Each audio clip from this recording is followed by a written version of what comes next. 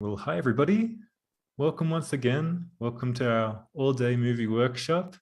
I'm Peter, and I'm going to be your host today. And just to let you know the flow of the day, we're going to start with David and the movie, and then we'll have a short break, and then we'll have our breakout rooms where you can share anything that came up for you during the movie session. And then after another break, we'll have our closing session where David can touch upon anything that came up individually with everybody present. So I'll pass it straight over to you now, David. Thank you. Thank you, Pete. Welcome, everyone. Good to see you. See all your smiling faces here. What a deep dive we're going to take today. We have one of the all-time classic movies that will be such a mind opener. I think people have said when I have shown this movie, their mind is blown. They said, David, that is a mind-blowing experience. They say they just stare around at the world after it's over because it doesn't even look the same. The world starts to collapse and fade a bit from this movie and the Spirit's commentary. And it's kind of like maybe taking a psychedelic drug experience without the side effects. So you go on an ayahuasca trip with me without throwing up and without having any side effects. But you feel, boom, like your mind is just blasted wide open. And you say, oh my God, I can't even believe this. But this is part of the destiny to wake up and remember the light. And today's movie is definitely an adventure to forgive the world of dreams, escape the world of dreams, and open up to a direct experience of the light. Merge with the light of God. Merge into the light of Christ. So, as usual, we put out a movie poll and we ask you what are the themes and issues that you're dealing with, and then we come up with prayer and a movie that will address your concerns, your issues, your themes. So we had an English poll and we had a Spanish poll, and then the combined poll results are coming in number one: facing fear, thoughts of failure, and self-hatred. Number one theme, I'll say it again: facing fear, thoughts of failure, and self-hatred. You know, if you can transcend this theme, you are home free. You are home free. If you can face these and forgive them, what couldn't you forgive if you can face these? Number two, the practice of pray, listen, and follow. Again, that's the practice of mind training. If you devote your life to praying and listening and following, that's it. You don't need a lot of complicated formulas. You don't need lots of different meditation techniques. You don't need complexities. You don't, eventually, if you really devote yourself to pray, listen, and follow, you don't need scripture. You don't even need scripture in a book. I'm talking the Bible or the Course or the Quran or the Bhagavad Gita or the Upanishads. You don't need them. If you develop a practice of pray, listen, and follow, that takes you all the way back to the light. Just your practice, your devoted, dedicated practice takes you to the light. From that simple pray, listen, follow. So that came in almost close to the top, only 2 votes behind, facing fear, thoughts of failure, and self-hatred. Number 3, what does it mean to be truly helpful? Some of you know in the early part, the beginning of A Course in Miracles, Jesus gives us a prayer, and the prayer begins, I am here only to be truly helpful. I am here to represent him who sent me. I do not have to worry about what to say or what to do, for he who sent me will direct me. It's a very powerful prayer. It goes on, but this is, what does it mean to be truly helpful? And I would say it means to forgive the world. If you can follow the example of Jesus Christ and the guidance of the Holy Spirit, it's the purpose, the meaning of truly helpful is forgiveness, is to see that you have one responsibility, and that's to forgive the world. And you have no other. You may believe you have a lot of specific responsibilities that are tied up to your personality self, but actually you just have one responsibility, that's to forgive the world. Because God didn't create the world. So whatever God creates is eternal, and this world of time and space, linear time and space, is not eternal. So God definitely didn't create it. And if God didn't create it, what business would you have believing in it? If you're a child of God, why would you want to believe in something that's fiction, fantasy, make-believe? You know, it's time for childhood stories to be laid aside and come unto the light. It's time for the dramas and dreams of wild imaginings to be laid aside. It's time to come with wholly empty hands unto the Lord thy God and lay the thoughts of this world behind. And today's movie will help you take a giant leap towards releasing the world. I promise you that. Next was how to take back projections. And really taking back projections is just starting to remember that everything is in the mind. There is no external world. There are no external situations or circumstances. It's, if you say, well, I really feel hungry, it's like, well, your mind has to believe in hunger before you can experience feeling hungry. You may say, I'm afraid of the COVID virus. I'm afraid, I'm contemplating my defenses. You know, should I take a vaccination? Should I avoid being around certain people or avoid travel? Jesus saying in lesson 76, he says, you really believe that a fluid pushed through a sharpened needle will ward off disease? Jesus is poking fun at vaccinations. I know everybody's got a good stance now, pro and con on vaccinations.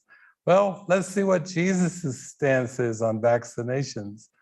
From lesson 76, you really believe a liquid forced through a sharpened needle will ward off disease. He's laughing. He's poking fun at the medical model. He's poking fun at economic model. You believe you would starve unless you had stacks of green paper strips and piles of metal disc. He says it's madness that believes these things. He's poking fun at the ego. He's poking fun at the beliefs of the ego. And he's saying, come on, let's come with me. You're a child of God. You are light. You have always been light. You always will be light. There is nothing that can touch your light because God created you as light. And what God creates reigns forever and forever and forever. Amen. Period. Nothing else. No additives necessary. So this movie today is called The Island. And in this movie, the island represents a safe haven where people can go and be safe from pathogens. And people may say, what's that mean, safe from pathogens? Well, this movie was made in 2005, but now we have COVID. COVID's a pathogen. Now I'm showing this movie for the first time in a pathogen era. Back then in 2005, it was like, ooh. And basically the island is a haven where there are no pathogens. It's a future haven. And really it's no different than when we think, I'll be happy when my bank account has X amount of dollars. I'll be happy when I find my soulmate in the future. I'll be happy when I have a carefree life. I don't have to work. I'll be happy then. I'll be happy when there's world peace.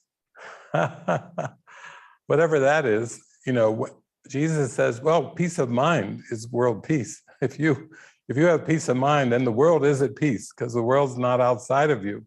So if you're peaceful, world peace. You're not peaceful, forget about world peace. You're just going to perceive war, conflict, competition. You're going to perceive hierarchies. You're going to perceive judgments. It's which world you want to look upon is important.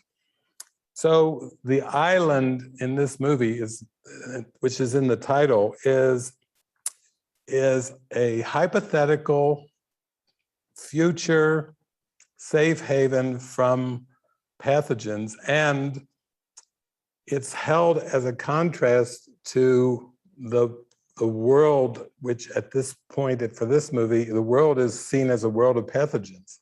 The world is unsafe, and the world is so unsafe in this painted picture that it's a world of extinction, where life as it was known, biological life has gone extinct, and then only the safe haven of the island in the future, hypothetical future, is worth striving for. Now, I like this movie because in this world, the ego has made a whole linear time-space world. And then people say, well, I'll be happy when I get married, or I'll be happy when I finally achieve a certain status, or I finally am free from my family, or I finally have a family and children. It's hypothetical future goals that will bring about happiness. And Jesus is saying, happiness, peace, and joy can only be found in the present moment. Don't fool yourself into the trick of a future happiness. He even says in the immediacy of salvation section, pretty late in the text, he says, be not content with future happiness, future freedom, because it is not your just reward. You have cause for freedom now. He's always telling us that the escape into eternity is in the present moment and will be found nowhere else. He calls it the holy instant. Eckhart Tolle calls it the present, and practicing the presence. And all the mystics and saints have pointed to the present moment. This movie will show us what is blocking us from an experience of the present moment. I prayed to Jesus today and I said, is there a workbook lesson or an initial workbook idea that would be helpful for all of us watching your movie today? And he said, yes. Actually, workbook lesson number 11 from the workbook of A Course in Miracles. This lesson says, my meaningless thoughts are showing me a meaningless world. And he does say this is early on in the workbook. This is the first idea we have had that is related to a major phase of the correction process, the reversal of the thinking of the world. It seems as if the world determines what you perceive. Today's idea introduces the concept that your thoughts determine the world you see. Be glad indeed to practice the idea in its initial form, for this idea is your release made sure. And this idea is your release made sure. The key to forgiveness lies in it. So if we only have one responsibility, and that's to forgive, and the key to forgiveness lies in this idea, my meaningless thoughts are showing me a meaningless world, then it must be that we have something to learn that is extremely important. Now, some of you have read books like The Holographic Universe. And in these books, they say that the world of time and space, the perceptual world, is holographic. And what Jesus does is he takes us to a place in our mind where he shows us that the world that we think we see or perceive is the same as the world we think we think. So first we think it, and then we think we perceive it. And that's what he means by what I just read, that your thoughts alone produce the world you see. The world wasn't here before you came. It can be a belief that you reincarnated and you were just a happy little soul flying around. Wee. Oh, where should I go? Oh, where should I manifest? I go down to that little blue planet. Oh, that looks like a cute one. Little patches of white clouds and all this blue. Looks like a cute little blue planet. No, Jesus says, when you came, you brought the world with you. You had, if you were a soul, you had a little backpack on, and you had the entire cosmos in your backpack, and you projected out mom and dad. You projected out your location. You projected your language. The world wasn't here before you got here. You brought the world with you. And what a beautiful teaching. You don't hear that very often. You don't hear that, what? I brought the world with me? Yes, Jesus says, you did. You did. God didn't create it. You must have brought it.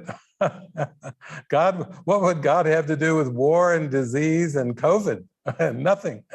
Oh, you must have unpacked COVID. You had the whole pandemic in your backpack and you waited until 2020 to unpack it. Don't blame the world when you feel depressed.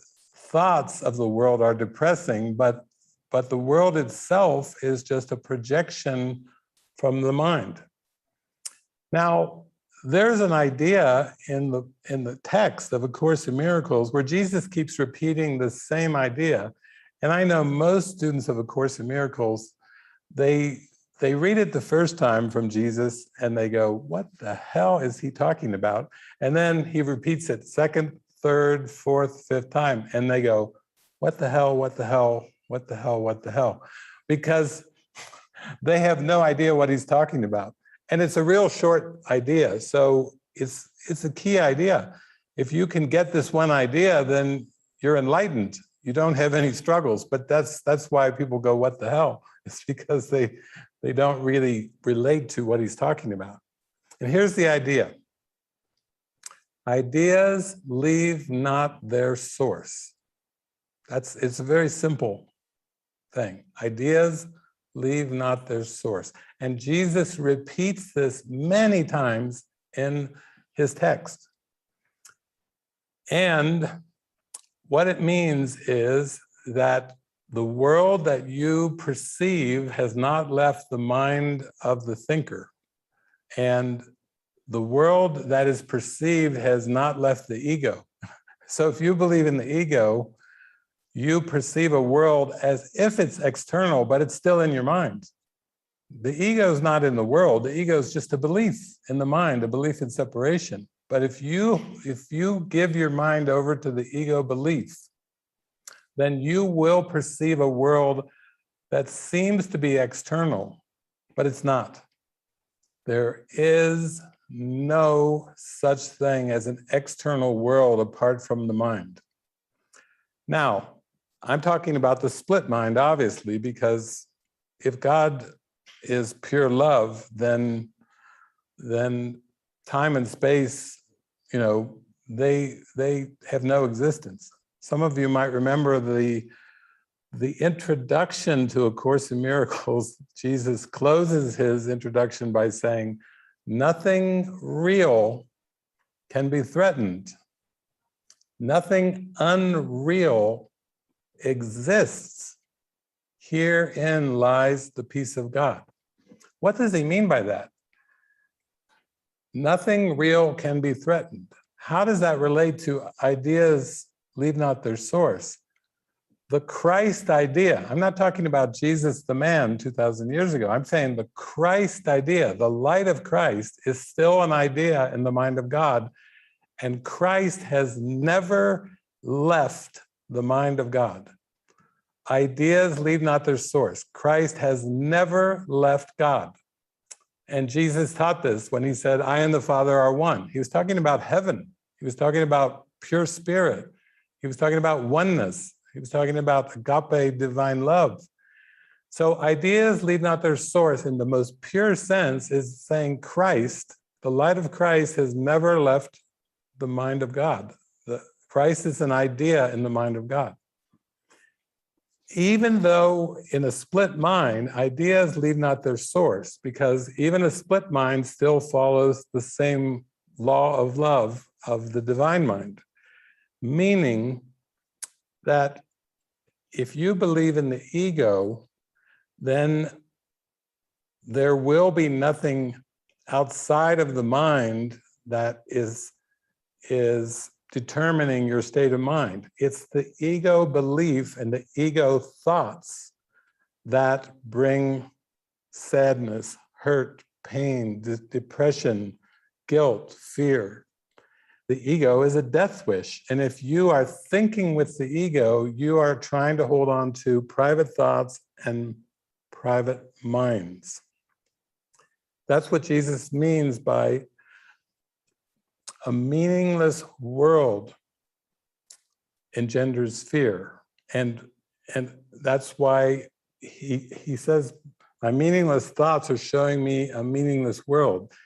He's really saying, my private thoughts, the thoughts I think all by myself or with the ego, are showing me a meaningless world. My private thoughts are showing me a private world. My meaningless thoughts are showing me a meaningless world.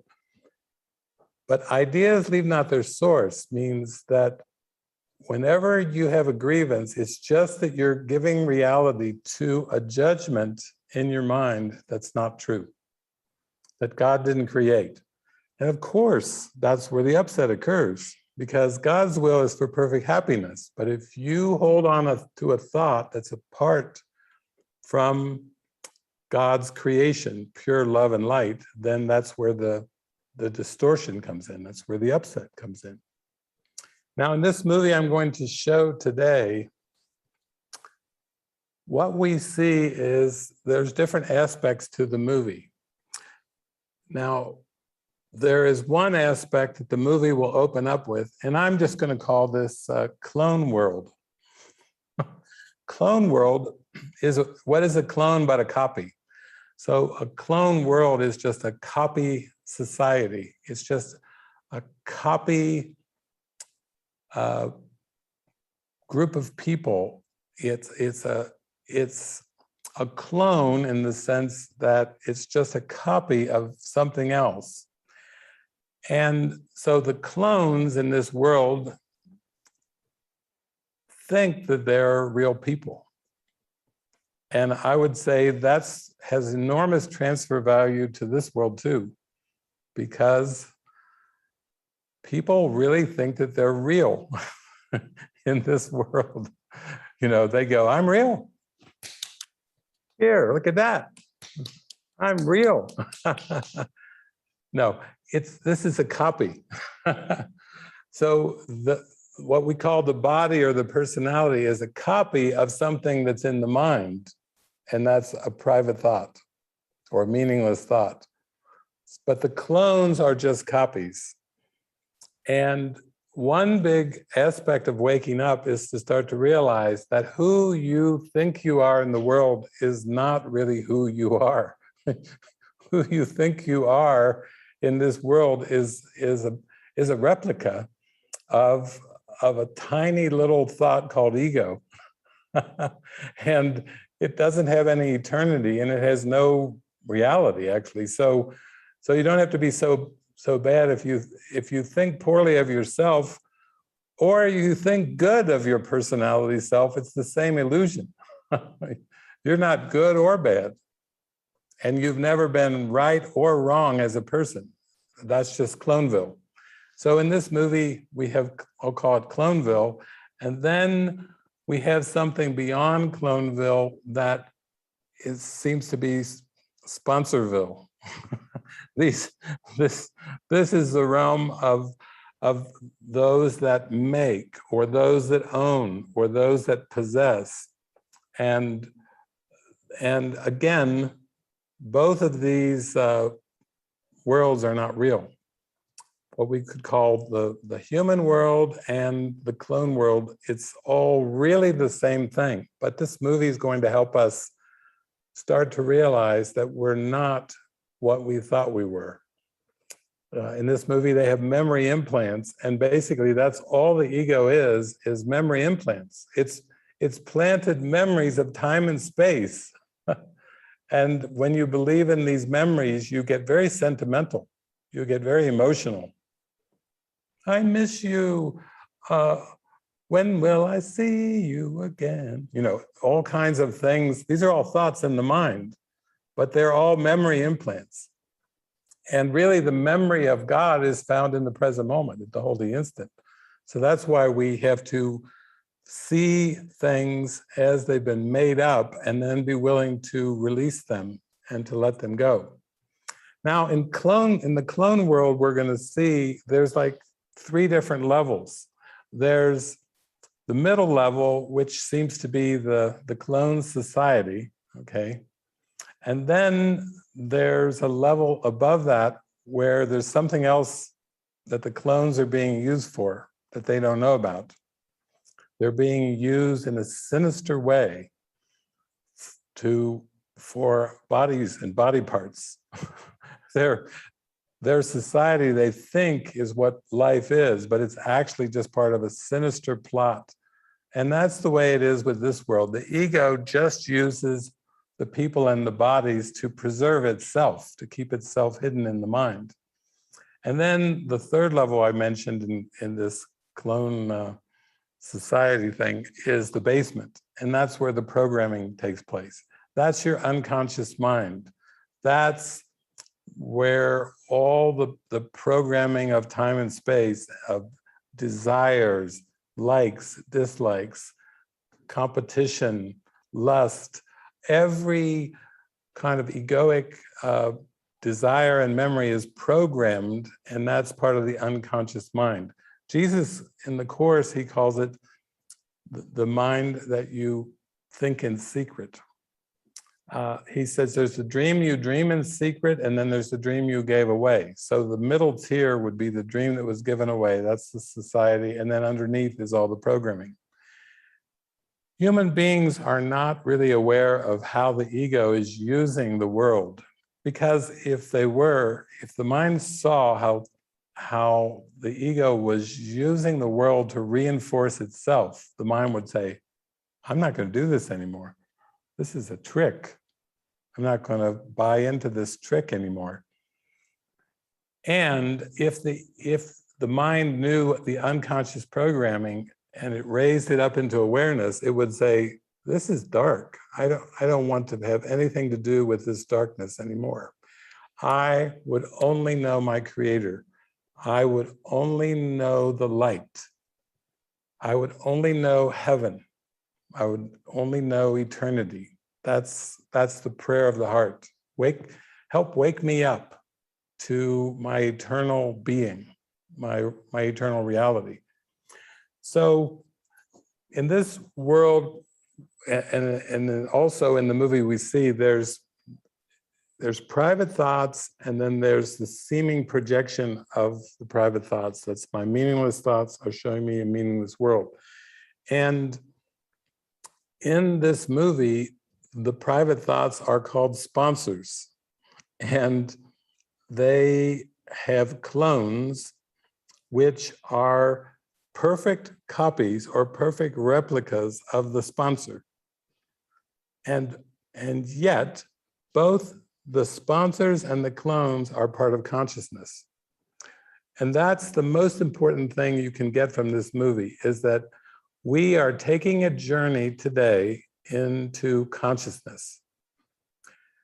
Jesus calls consciousness the domain of the ego. So make no mistake, while we're looking at what we're looking at today, we're going to be touring the domain of the ego, which is images. And yet, the point of the movie is to set the mind free of thinking that there's an internal world and an external world. To set the mind free from thinking there's an observer and an observed. To set the mind free from thinking that there's a thinker and a world outside of the thinker. That's the trick. If you can see that the world is in your mind, you can let it go. But as long as you believe that it's external to you, then you will seem to be a victim of it. As long as you give belief and meaning and reality to an external world, then you will feel at the mercy of that external world. So that's why we call it self-realization. When you remember the Christ, when you first remember that you're dreaming the world, you are putting yourself into a position to escape the world. But as long as you believe you're a figure in the dream world, then you don't understand one simple idea. Ideas leave not their source. That's the one idea that Jesus is repeating over and over in the text. That's the only thing to grasp, is that the world is not outside of me. Now, this is a real action adventure movie. If at some point you need to turn the screen off or take a meditation pause, I will give you a workbook lesson from A Course in Miracles to focus your mind on. Because this lesson is basically what we're going to learn from the movie today. And the lesson I'm going to give you is lesson 132 from the workbook of A Course in Miracles. And this lesson, I'll read you what the lesson is, so you can kind of keep it in your heart as you watch this movie. You will need this lesson with this movie, because this is a very deep movie. We're going, what did I say last week? We're going way, way, way down to the bottom of the rabbit hole. We're going through the rabbit hole today. We're actually, forget bottom. We're not going to bottom out. We're going through the rabbit hole. Except in Alice in Wonderland, Alice comes into a crazy world with the Mad Hatter. We're going past the Mad Hatter. Believe me, we're going way beyond the Mad Hatter. We're going for the light with this movie today. We're going for the light. And this is the lesson I want you to keep in mind, number 132. I loose the world from all I thought it was. What keeps the world in chains but your beliefs? And what can save the world except your capital self, Christ self? Belief is powerful indeed. The thoughts you hold are mighty, and illusions are as strong in their effects as is the truth. So Jesus is saying, don't ever deny the power of your thoughts. Your thoughts can imprison your mind and make you feel like a prisoner in a world of time and space, or your thoughts can set you free to heaven. But don't ever underestimate how powerful your thoughts are. If this whole world of time and space is made out of thoughts, that should give you an inkling of how powerful these thoughts are. The thoughts are behind the planets and the spheres. The thoughts are behind the galaxies and the black holes. The thoughts are behind the cosmos of time and space. So he's just telling us in 132 that illusions are as strong in their effects as is the truth. If your thoughts are riveted on the ego, you will find an imaginary world of time and space that God didn't create, and it will seem as if that world is real because your thoughts are telling your mind it is real. And if you focus on the light, if your prayer is, God, show me the light, show me the light, then those thoughts will take you directly to the light. They're that powerful. A madman thinks the world he sees is real and does not doubt it, nor can he be swayed by questioning his thoughts' effects. It is but when their source is raised to question that the hope of freedom comes to him at last.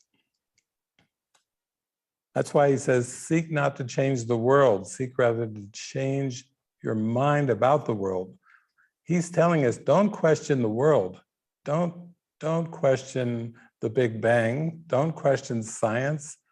Don't go questioning your priest or your rabbi or questioning your physics.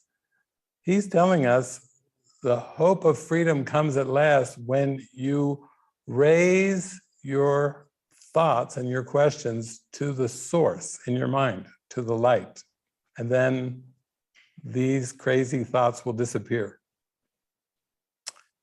Yet is salvation easily achieved, for anyone is free to change his mind, and all his thoughts change with it. You change your mind, and every thought that there ever was in all of time and space is changed with it. Your mind, when your mind changes, then your entire perception of the world changes with it. Now the source of thought has shifted, for to change your mind means you have changed the source of all ideas you think or ever thought or yet will think. You free the past from what you thought before. You free the future from all ancient thoughts of seeking what you do not want to find.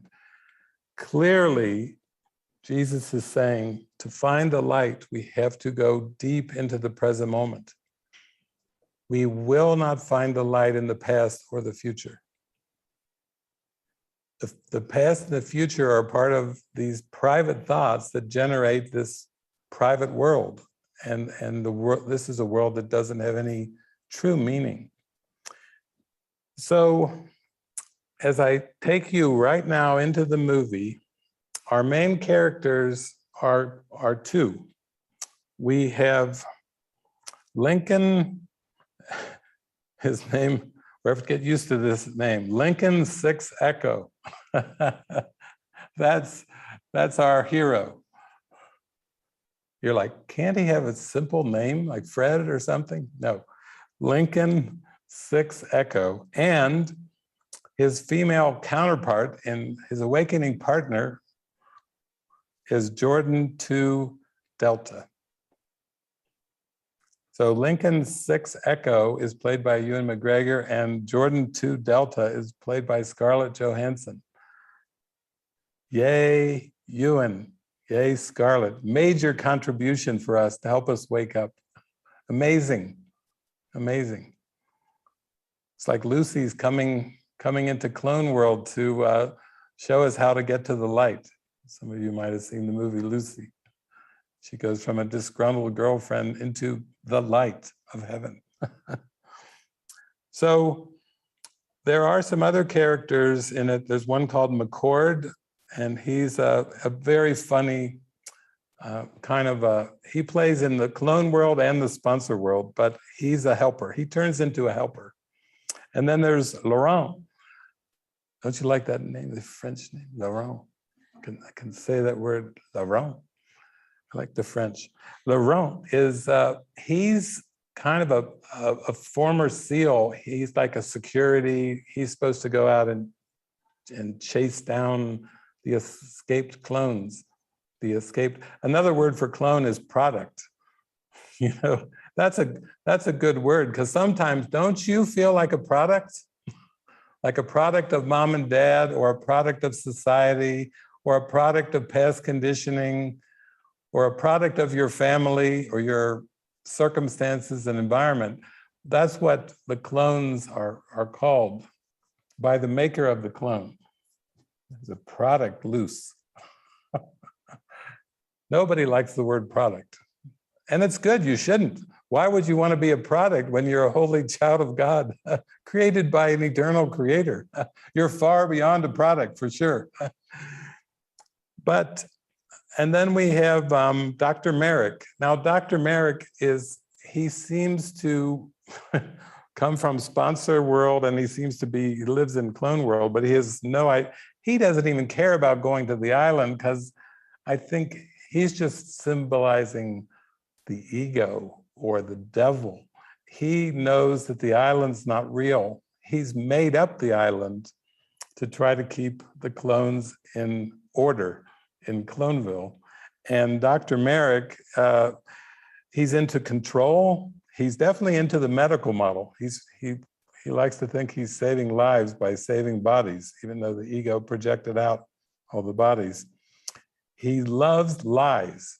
He's always lying. He's singularly always lying.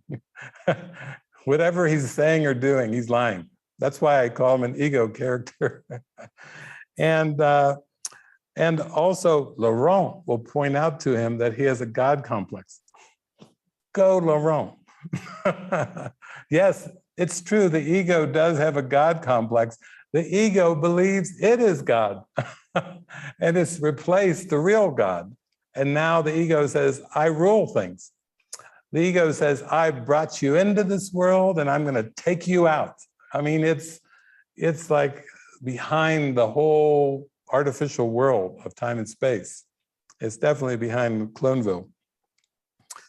So just remember that beyond consciousness is the light of truth. And that's our prayer today. Holy Spirit, Jesus, use this movie to help lift me up where I belong, above consciousness, and as the living light of truth that you created. That's our prayer. And when we follow this movie, we will see the characters acting out this prayer to be free of control and to be free of false identities. So enjoy the movie. Remember, it's Lincoln 6 Echo, and it's Jordan 2 Delta.